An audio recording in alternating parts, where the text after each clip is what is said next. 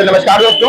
और आज हम लोग हैं IMA हॉल के ऊपर, जहां पर आप देख सकते हैं 14 अगस्त को एक कैंडल लाइट प्रोटेस्ट ऑर्गेनाइज किया गया था, जो हाइनस एक्ट वेस्ट बंगाल के अंदर हुआ है।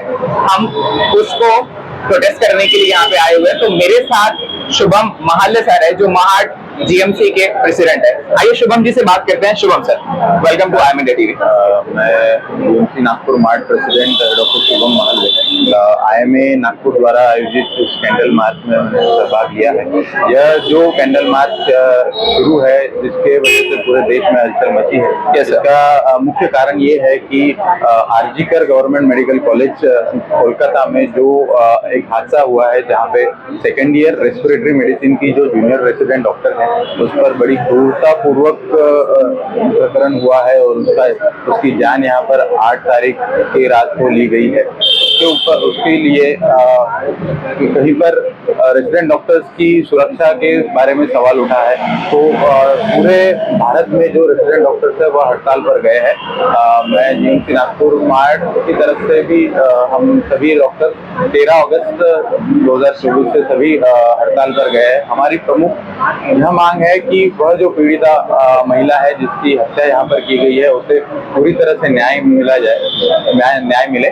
उसके बाद इस पूरी प्रकरण की CBI द्वारा सफल जांच की जाए। पीड़ित महिला के फैमिली मेंबर्स को कंपनसेशन मिले। उसके बाद उसी प्रकार से पूरे रेसिडेंट डॉक्टर जो भी जिस हाल में जी रहे हैं, उनकी सुरक्षा का ये जो मसला उभरा है, उस पर पूरी तरह से सुरक्षा की जिम्मेदारी जो सरकार ने लेनी चाहिए, उसी हिसाब से महाराष्ट्र में जो रेसिडेंट डॉक्टर्स है उसके Contact us for news and advertisements. IMA India TV. ऊपर क्या है, जो महाराष्ट्र सुरक्षा बल के जितने भी कर्मचारी है, वो पर्याप्त हर गवर्नमेंट मेडिकल कॉलेज में पर्याप्त है या नहीं है। दूसरा मुद्दा यह है कि CCTV कवरेज, जहाँ पे उस पीड़िता के ऊपर यह चीज हुई है, वहाँ पे CCTV कवरेज भी नहीं था। अगर ऐसे हर मेडिकल कॉलेज में ऐसे कुछ जगह है, तो उनका CCTV फुटेज होना जरूरी है। CCTV कैमरे यहाँ पर जाना जरूरी है। तीसरी हमारी यह प्रमुख मांग है कि हॉस्पिटल प्रोटेक्शन एक्ट, यह जो है, इसका पूरे वजह से अमल बजावनी पूरी तरह से हो नहीं पाती है, वह पूरी तरह से की जाए। और इसीलिए हम पूरे महाराष्ट्र में, पूरे इंडिया में यह प्रोटेस्ट जारी है। हम तब तक प्रोटेस्ट करते रहेंगे जब तक हमारी पूरी मांगे पूरी नहीं होती और पीड़ित महिला को जब तक न्याय नहीं मिलता, तब तक प्रोटेस्ट करते रहेंगे। Great, continue. सर, आपको क्या लगता है, जो ये हाइनस एक्ट हुआ है, उसके लिए कौन जिम्मेदार है इस सिचुएशन के लिए? निश्चित प्रकार से यहाँ पर पूरे तरह से प्रशासन जिम्मेदार है। उस हिसाब से वो महिला जो काम कर रही थी, वह लगभग लगातार 36 घंटों से वह काम कर रही थी। वो सेमिनार रूम में रेस्ट लेने गई और उसके बाद ये हादसा हुआ।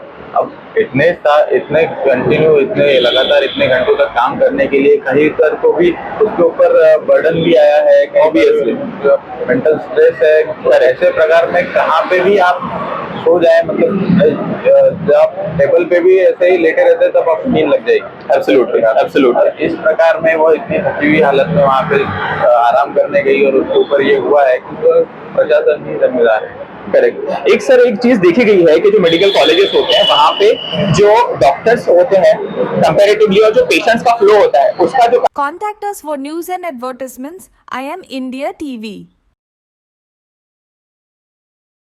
कंपैरिजन जो रेशो होना चाहिए वो प्रॉपर मेंटेन नहीं रह पाता, जिसकी वजह से एक डॉक्टर को 36 घंटे 24 घंटे तक भी वर्क करना पड़ता है। तो इसके बिहाफ में आप क्या सोल्यूशन सजेस्ट करना चाहेंगे कि इसका क्या सोल्यूशन हो सकता है? हम सेंट्रल मार्ट जो पूरे महाराष्ट्र की रेसिडेंट डॉक्टर्स की संगठना है, उसके प्रेसिडेंट डॉक्टर प्रतीक देवाजे GMC नागपुर से ही है। उनसे हम लगातार चर्चा कर रहे हैं और इस विषय में हमारा एक मसला जारी है, जो DMER और MUHS के साथ और JP नड्डा जी के साथ भी हम बात करने वाले हैं कि नंबर ऑफ वर्किंग आवर्स जो है, स्पेसिफिक जो एक रेसिडेंट डॉक्टर को काम करना पड़ता है, वो फिक्स रहे, ताकि उसके बाद उसे आराम मिले, नया रेसिडेंट डॉक्टर उसका काम करे। ताकि अगर आप निश्चित रूप से जो भी रेसिडेंट डॉक्टर, कोई भी आदमी 24 घंटे तक काम कर रहा है, तो उसका दिमाग उसके बाद काम करने ही नहीं वाला है, क्योंकि उसको रेस्ट रखना चाहिए। तो वो नहीं मिलता, क्योंकि कहीं पर तो भी रेसिडेंट डॉक्टर्स यहाँ पे कम है। रेसिडेंट डॉक्टर्स की निश्चित रूप से संख्या बढ़ाई जाए, ये पहली मांग है। और जो भी रेसिडेंट डॉक्टर्स हैं उनको कहीं एक छुट्टियां मिलनी चाहिए, एक आध महीने में कुछ दिन, 3 दिन या 4 दिन छुट्टियां मिलनी चाहिए। जो रेसिडेंट डॉक्टर्स है आप देखेंगे कि वो निरंतर काम करते जाते हैं और उनके ऊपर जो मेंटल स्ट्रेस है, फिजिकल स्ट्रेस है, उसका कोई यहाँ पर कोई बात ये करता नहीं है, तो ये कहीं तो भी बंद होना चाहिए। एब्सोल्युटली। और सर ऐसी कौन सी चीजें हैं जो आप चाहते हैं कि गवर्नमेंट तक पहुंचे और उसका सोल्यूशन निकाला जाए? ऐसी कौन सी ऐसी चीजें हैं जो आप चाहते हैं? इस मामले के बारे में, ये जो घटना घटी है इसके बाद सबसे मुख्यतः ये बात आई है कि security of doctor on work, मतलब हर कोई रेसिडेंट डॉक्टर को he or she must feel secure at workplace. Absolutely. जो भी रेसिडेंट डॉक्टर्स है वो 6-6 महीना, 1-1 साल घर नहीं जाते। Contact us for news and advertisements. I am India TV. अपने रेगुलरली हॉस्पिटल में काम करते हैं तो work is worship, patient treat करना हमारी प्राइम जिम्मेदारी है, मुख्य जिम्मेदारी वो हम निभा रहे हैं। पर उसी जगह जहाँ पे अगर तुम 24 घंटे 24 घंटे पूरे साल भर काम करते हो, वहाँ पे कहीं पर तो भी आपको सेफ एक सुरक्षित वातावरण मिलना जरूरी है।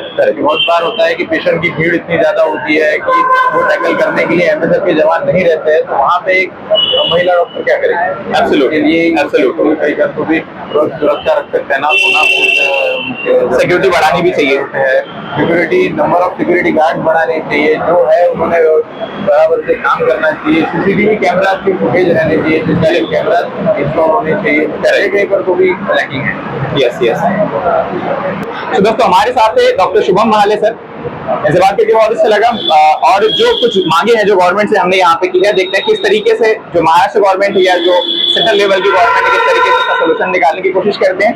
बने रहिए IM India TV के साथ। This is Aamir Khan. तब तक के लिए अपने परिवार का और अपने परिवार का ख्याल रखें। जय हिंद।